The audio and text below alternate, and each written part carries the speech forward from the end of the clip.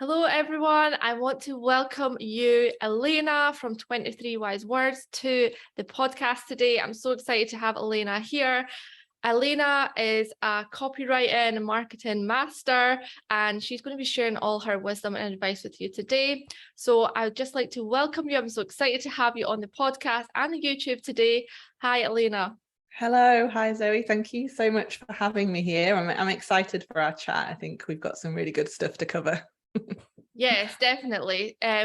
So just for our listeners, I would just like for you to give like a brief kind of background on how you even got into copywriting in the first place, and like how did you end up falling on that path? Like, were you good at writing at school? Like, was English always like your number one thing? Because for me, I've always kind of struggled a bit with getting the words out there. I'm quite good at talking. I'm good at like bouncing that conversation off each other. But when it comes to putting it into words and making it all make sense, I find it a little bit difficult. So it'd be nice to see how you ended up getting into that. Yeah, that's a really good point. I think, and I hear that quite often, like people kind of saying, oh, when I'm speaking, I sound exactly like I want to sound. I'm friendly, I'm warm, I'm talking to clients. And then when I write, it suddenly becomes a whole different ball game. So yeah, I think that's very common.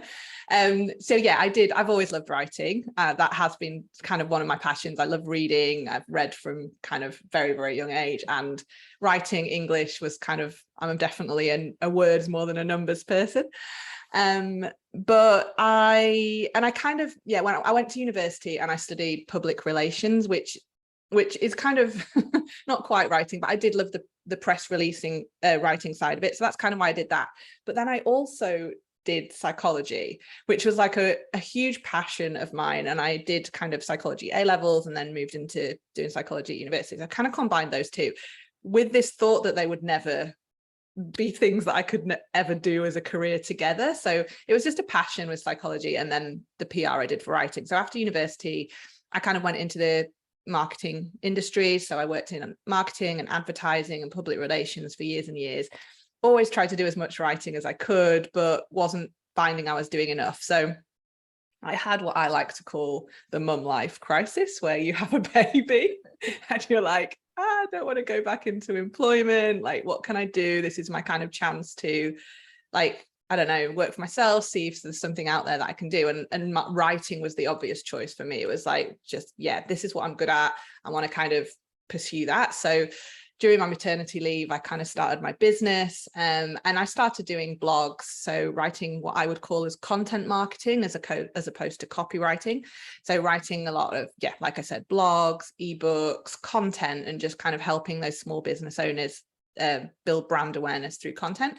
And then one day I suppose slowly began to realize that there was a very big difference between writing content and writing this thing called copy, which was more sales focused, which was more kind of like almost, I suppose, what you call the end of the funnel, if we're talking in marketing terms, that point where you're trying to get or inspire someone to take a bigger action than just follow you or subscribe to your newsletter. You're trying to get someone to book a call with you or book a demo or join your course or whatever that kind of end target is. And that was copywriting. And I kind of realized, wow, there's so much psychology involved in this. Like, how can you write copy or words that you're wanting someone to take an action without knowing what makes someone make that decision, or what's going in their head at that point, or what are their objections to doing it? What are they scared of? All this stuff where I could bring my psychology in. So it was a real aha moment for me. And I was like, why is no one talking about this? Why is no one combining these ideas of kind of behavioral psychology and persuasion principles and sales psychology into writing words? So that was kind of my moment where I was like, wow, actually doing PR and psychology, when everyone was like, how are you ever going to combine those two? Actually, what I found is I can.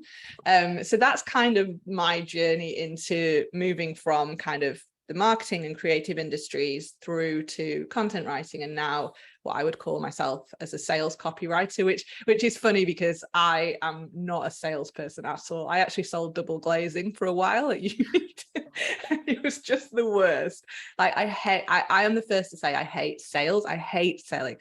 And now I see that, now I proudly call myself a sales copywriter. And I think that's something else that you maybe find as well in your business, or that your clients find, that people kind of like, oh no, I hate sales. I don't want to sound sleazy. I don't want to write in a way that makes me sound like I'm trying to sell something.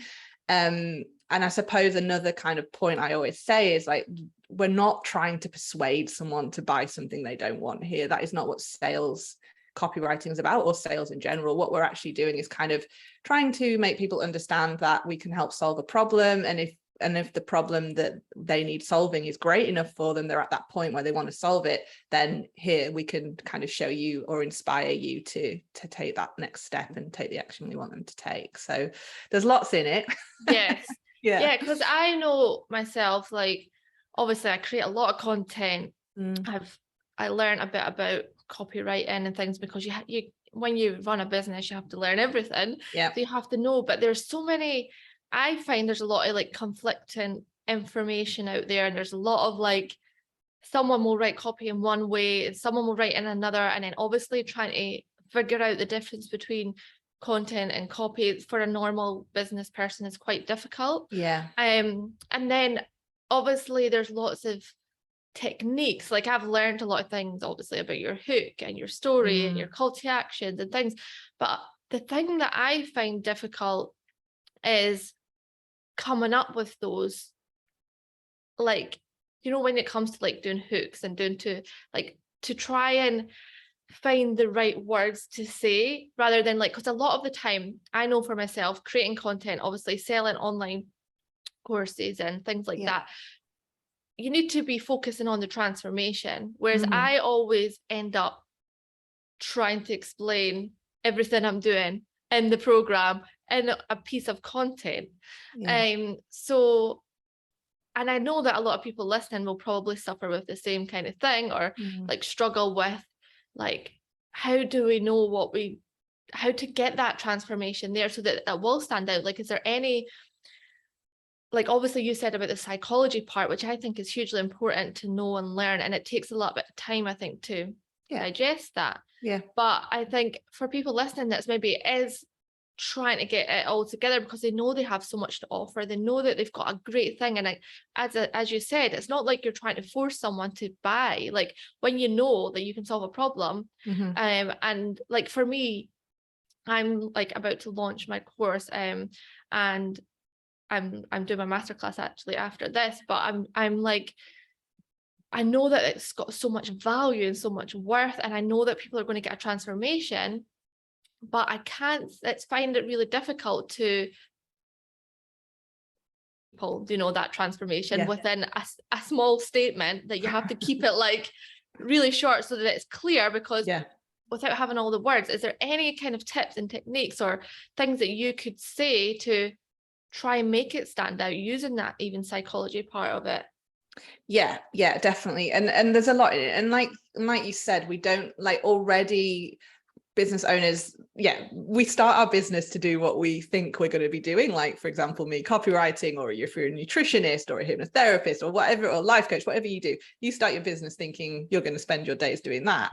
In actual fact, like you just said, you actually spend probably 50% of your time doing what you thought you would be doing, and the other 50% doing marketing and sales and trying to grow your business, because otherwise, if you do one without the other, you're never going to kind of get anywhere. So it's huge. It's so important, and we get so overwhelmed, and there's so much to it. And then layering in sales psychology and the psychology side, I can see how people kind of get, whoa, hang on, that's going too far now. And it's very, very overwhelming. But there are some very simple techniques that you can use, and I will share those as well. But you did come up with you brought an interesting point up at the beginning about the difference between sales and copy and how it can get confusing. And I think just to kind of help people categorize it in their head, because the other problem is a lot of content writers will call themselves copywriters.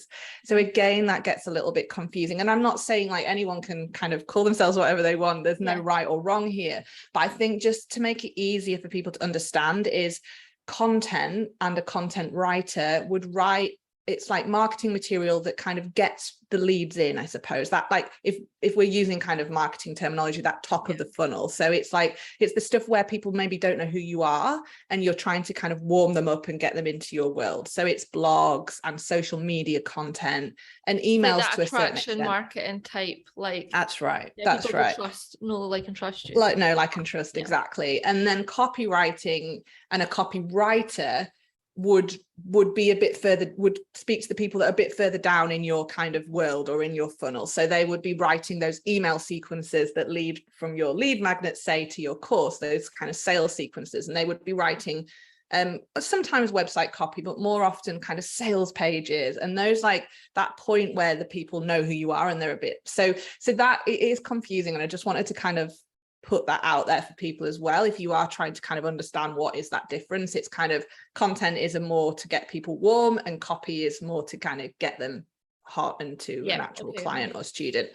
I think in terms of trying to work out what you should write, my tip is always, and this is what the world's best copywriters do, it's just no one talks about it, is you don't have to come up with the words yourself. The idea is that you let your dream clients or your dream students or your customers, however, whatever you could call them for your business, do the writing for you. And the way you do that is by doing what we call voice of customer research. So before I write anything, I would never, and no one can, like, no, the best copywriter in the world cannot just sit down and start writing. It's just not possible, because, well, you could, but you're not going to get anything that resonates. You're not going to get anything that really kind of engages the reader, because it's all coming from your own head. So you're going to say it in a way that, is kind of completely biased to your world, to the words you use, to your vocabulary. And so it's never going to kind of resonate properly with your reader, because you're not getting into their head. So the first thing you always do is to research into your customer and find out the words and phrases that they use. And I promise, once you have done this step, when you actually come to write, it's easy, because the words are already there. It's already written for you. It's just a case of putting it into the right place or the right flow. So if I'm writing a website, for example, I would spend 5 or 6 hours doing voice of customer research first and putting this all in a kind of spreadsheet for myself. I separate it into the problems they have, the transformation they want, any objections they might have. I create columns, and then I'll tell you a little technique to do this in a minute. But I spend 5 or 6 hours on a website, and then I'll go into writing. But by the time I come to write, it's all there. Like, I just use my spreadsheet and I just kind of put all the words in the right place. And if you are sitting down to write a blog, for example, if you are sitting down to schedule your social media content or to write a sales page, if you can spend, say, for a blog, 10 minutes, 15 minutes doing voice of customer research first, and if you're writing a sales page, you might spend a couple of hours. So it depends on the length of the kind of content that you're writing. You will find that you don't then have to sit there thinking, oh, what do I write? Because it's not coming from your own head. It's coming from the voice of your clients or customers. So there's loads of different techniques for doing voice of customer. One that I think is a bit of a quick win for people is using Amazon book reviews. So I love this one. I use that all the time. Yeah, so it's amazing. So it really works, and it works if you're a product business. Obviously, you can just use Amazon reviews for using your products rather than having to go on the book reviews. But if you can identify, say, 5 or 6 books within your niche that people might read to solve the problem you solve as well. So if you are, for example, a kind of, I don't know, life coach that deals with confidence and things, you might look up some kind of Brené Brown books or Tony Robbins. So they need to be kind of bestsellers, because you want ones that have got lots of reviews. If you're not sure, just Google it. Literally just Google top books in, and then whatever your niche is or whatever you kind of help people solve. Because the idea is the people that might come to work with you might have tried to solve their problem before by reading a book about it. And 9 times out of 10, they have. So you go into the reviews. 5-star reviews usually work best, because people kind of tend to talk a little bit more around the whole subject, whereas 1-star, you'll find they're just annoyed that their book didn't like arrive on time, or they don't like the writing style of the author. Yeah, I actually do look at the 1-star ones as well, because like sometimes they do write a lot in the 1-star, and then it shows you what not to do, especially when you're building maybe it's different for just writing a bit copy. Yeah. But when you're going into doing your programs and courses and things, Yeah. I like to see what people don't like as well, because then it gives you an indicator of what they're not liking about it, so they can come and use it.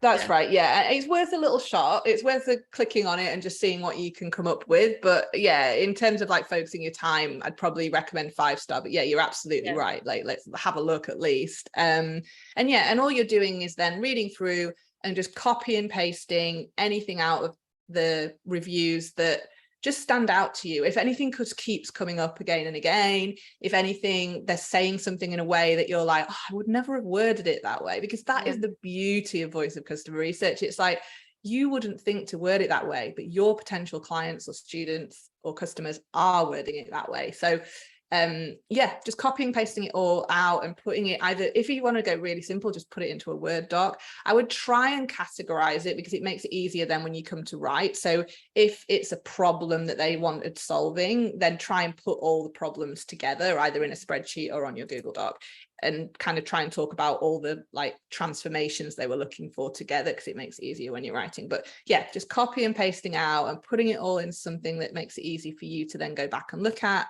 And it just means you're never starting from scratch. You never sat there staring at a blank screen. You're kind of like, if you're like, right, I've blocked out, say, 2 hours and I'm going to write a blog post today, sit down and you're kind of like, where do I start? Just go to your spreadsheet, go to your doc, look at all the problems or the objections that people had that you read in your voice of customer. And then you've just got inspiration for days for all your content marketing. And then when you come to write copy, you've just got this amazing word bank that you can use to then write copy that really gets into the hearts and minds of your reader, rather than you trying to second guess what it is that they are thinking and feeling. Yeah, I absolutely love that, because I feel like people think they can just skip the research part, because I mean, for some people it's boring, but like as me, I don't know if you know human design, but I'm a projector and my profile is a 1-3, so it's the investigator. So the research part is like the most fun part for me. So I could research all day.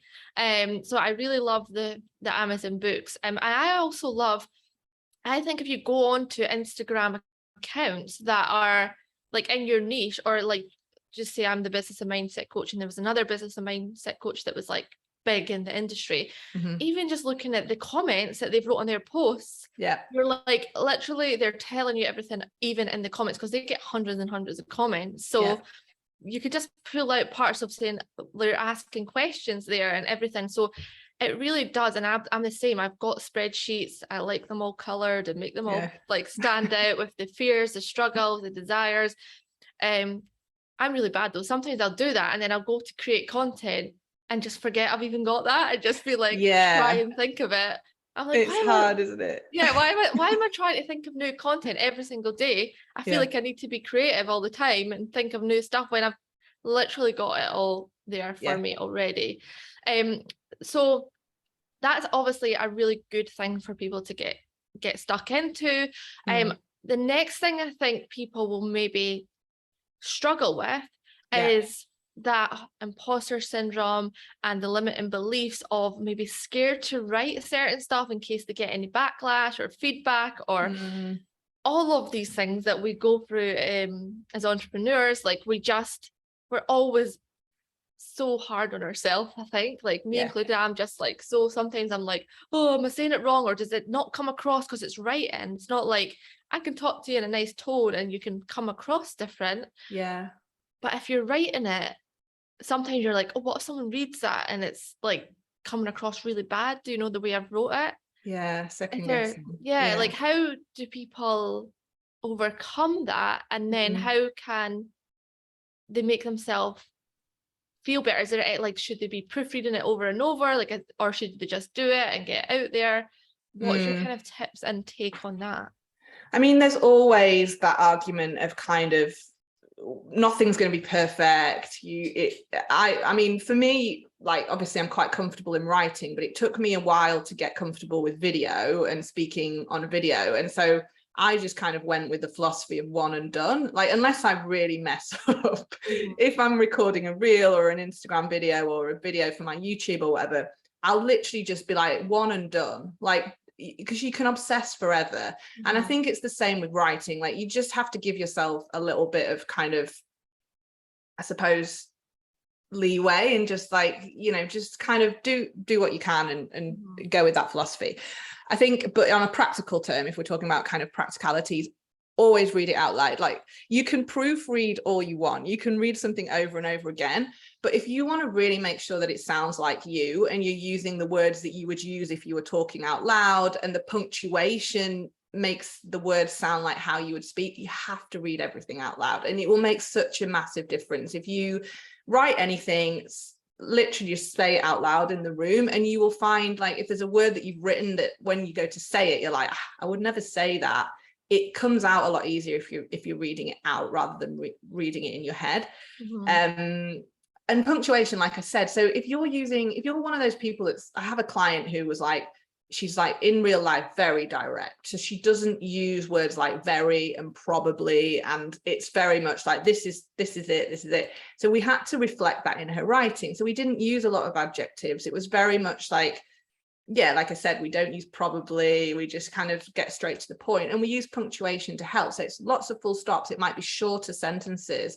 Whereas when you're talking out loud, if you read something out loud, you might find, oh, do you know what, I would flow that sentence along, I wouldn't stop there. So just kind of understanding how you speak by reading your words out loud will really help you then reflect it in your copy, like knowing then, okay, I use loads of exclamation marks because I'm a very kind of animated speaker, or so then in my words I want to make sure I kind of get that animation across. So reading out loud is just a kind of really good practical tip, I think.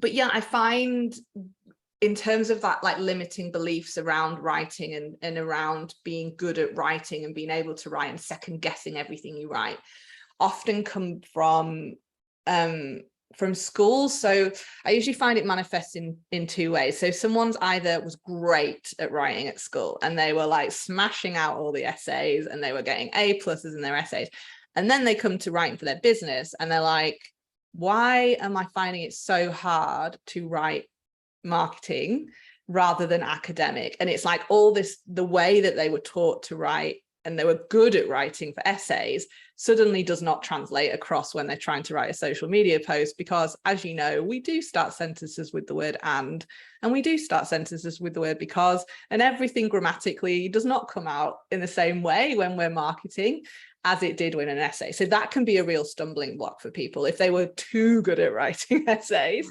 then they find it really hard to write one for their business. And the other way it comes across or manifests in business is that they were not good at English, or they felt like they weren't good at English at school. They weren't very good at, or they weren't confident when it came to writing, and now they think that they can't write because of that for their business. So it manifests in those two ways. And what I always say to people is, writing for your business, writing marketing, is very different to writing at school. So all those limiting beliefs you have, or you carried across about, you know, your English teacher told you that you couldn't write, or you weren't good at writing, like, those do not apply anymore. Do not let that be a stumbling block to you, because there's so much science behind copywriting, especially. There's formulas that you can use, there's psychology we've talked about, there's all this different stuff that you can follow. That doesn't mean that you need to be like some sort of kind of innate writer, that you have this like dark art of being able to kind of write, you know, prose and like Shakespeare. Like, it doesn't work like that for marketing. So yeah, I think when it comes to like just holding yourself back and being your own kind of stumbling block with it, just try and just understand that it doesn't work the same way when you're writing for your business, and it's a lot easier. You know, you can just write, and it sounds easy for me to say it, but write how you speak, you know, just kind of don't overthink it. Yeah, I was going to say that because I was terrible at English. I'm more of a numbers person. I'm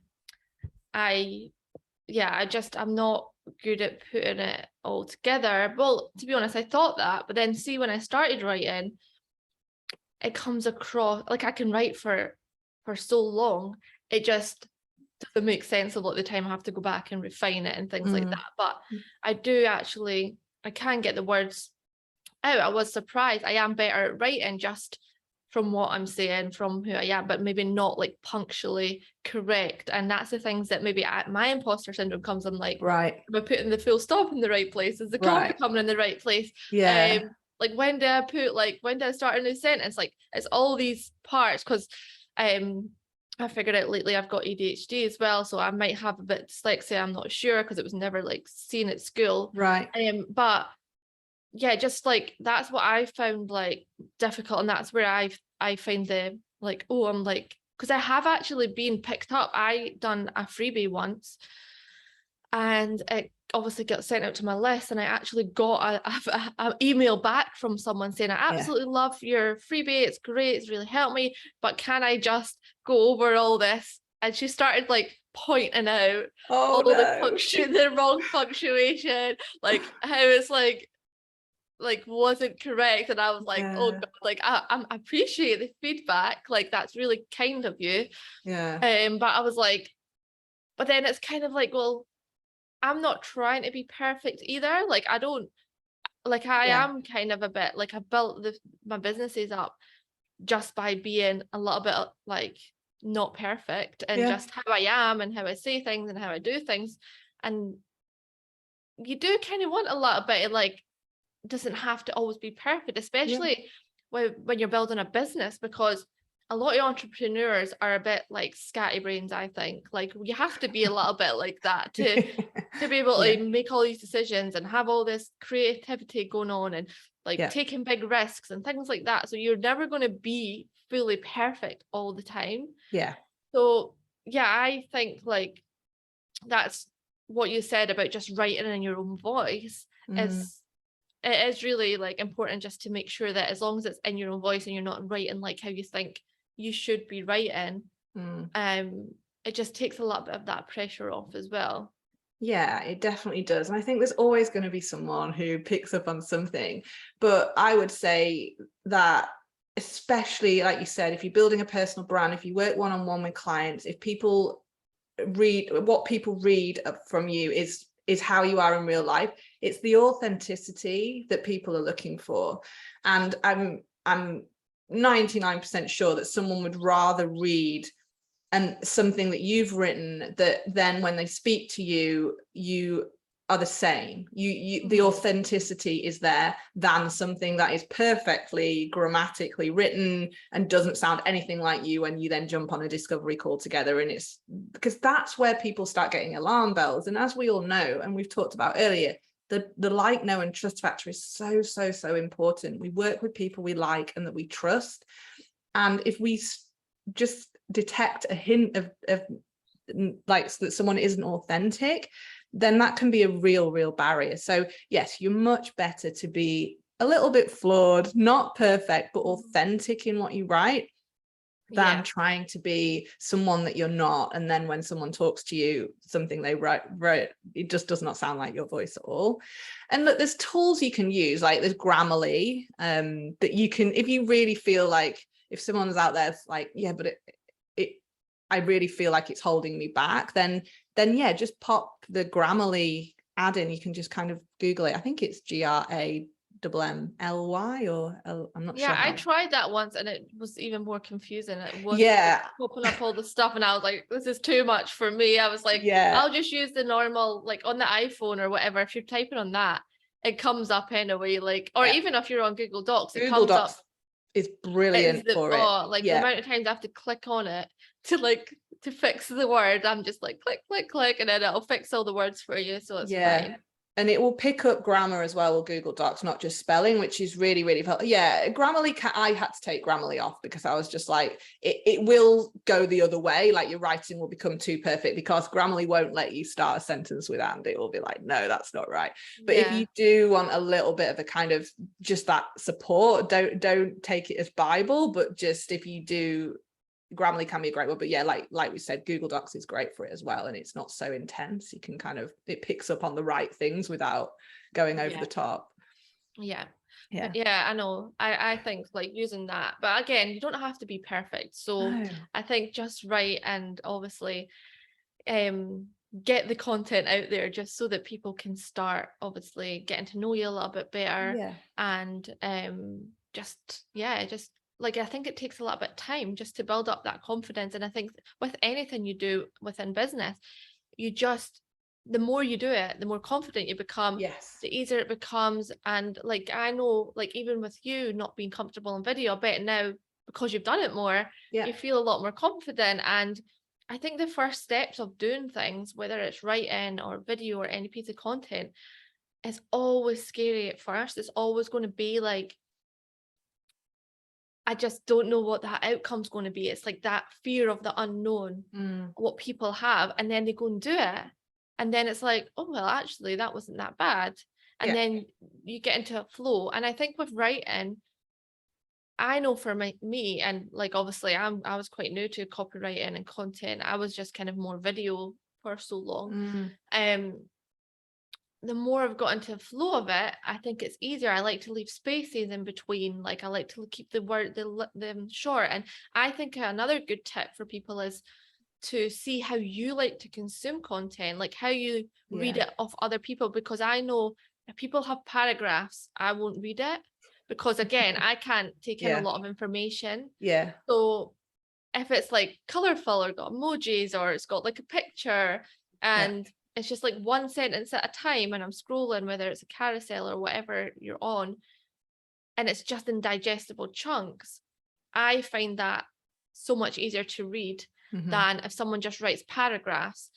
But again, going back to that psychology part and the consumer behaviors, there's different people for different things. So that's why it's good to have like different, like when I'm creating a piece of content, to have like a visual part of it and a written part of it, because there is different people that consume in different ways.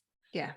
But I think also the people that will be drawn to you when in your business and your content, they'll be similar in some ways of how they consume. So just do it obviously in the way that good to you. Yeah, that's right. And if you feel more comfortable, you're going to do more of it, right? So don't like, if you feel more comfortable on video, then start video and then transcribe it and you've got a blog, or do it the other way around, like however feels more comfortable to you, to make sure you're actually doing it, because it's so easy to put it off. And like you said, quite often people say, I'm just going to do, like, wait till I'm confident before I start. I'm going to do loads of I'm going to do this course and I'm going to learn how to write, and then I'll start because I'll be more confident. And like you said, it actually works the other way around. Like, you have to start to become more confident, and the more you do it, the more confident you get, and the less you care that you might have put a full stop in the wrong place, but it doesn't feel like the end of the world anymore, because you're more confident in your abilities, you're more confident. And that's a huge thing for me. I talk all the time about building people's copy confidence. I'm really passionate about that, about the fact that people have so many limiting beliefs and blockers when it comes to writing, and you can feel more confident writing. It doesn't have to be this big, like, oh no, I have to write. It can be enjoyable. Just by learning a few of the techniques, like we talked about voice of customer, like we talked about reading out loud. Another one is kind of starting with the problem. So if you're, for example, if you're sitting down to write a blog post, or even write a social media caption, or even write your website, we generally start by identifying the reader's problem, because as humans, we are more motivated to avoid a pain than we are to gain a benefit. And there's loads of studies on this that show that, we are much more likely to take an action if it means that we will avoid pain than if we gain something out of it. So by starting with the problem, we're much more likely to hook the reader in. So it doesn't mean that your whole copy has to be like woe and sad and all about pain points and things like that. We definitely want to take people on a journey. So we start with the problem, and then we talk about the solution and the outcome, and we kind of take them on this journey, like any great story. Like if you think of your favorite film or scripts, they always take people on this journey of kind of challenges and then outcomes, and then there might be adversity, and then they have an ultimate kind of outcome at the end. So a little tip for you, and you'll see this everywhere once you start kind of writing, is start with the problem earphones first. just fell, and I was like, what's that noise? I thought there was like a mouse or something in here. I was like, what's that noise? It's just my earphones, sorry. All right. I was like, what's going on? I got such a friend. Yeah. So yeah, if you're not sure where to start, if you're like, oh, I'm sitting down, I'm going to write, I've got my voice of customer, I'm going to write a blog, where do I start? Start by identifying what the problem might be that's going on in your reader's head, and then work from there. Yeah, no, that's definitely a good point. I think that's really, really helpful. I think there's a lot of good takeaways for people to get started with their content, or just even elevate their content and their confidence to the next level. So I really appreciate your time being on here. Let everyone know where they can find you so they can come over and see your content, because obviously you use Instagram a lot for creating your content.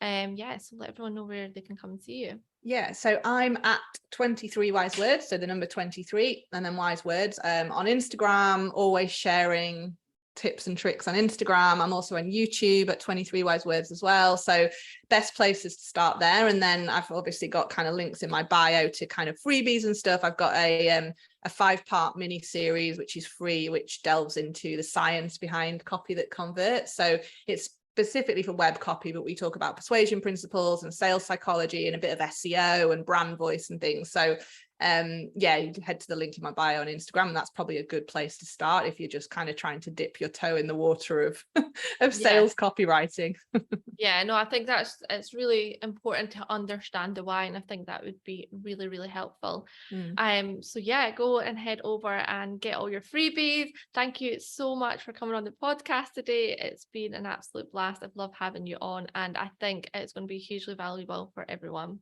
Thank you. Thanks for having me.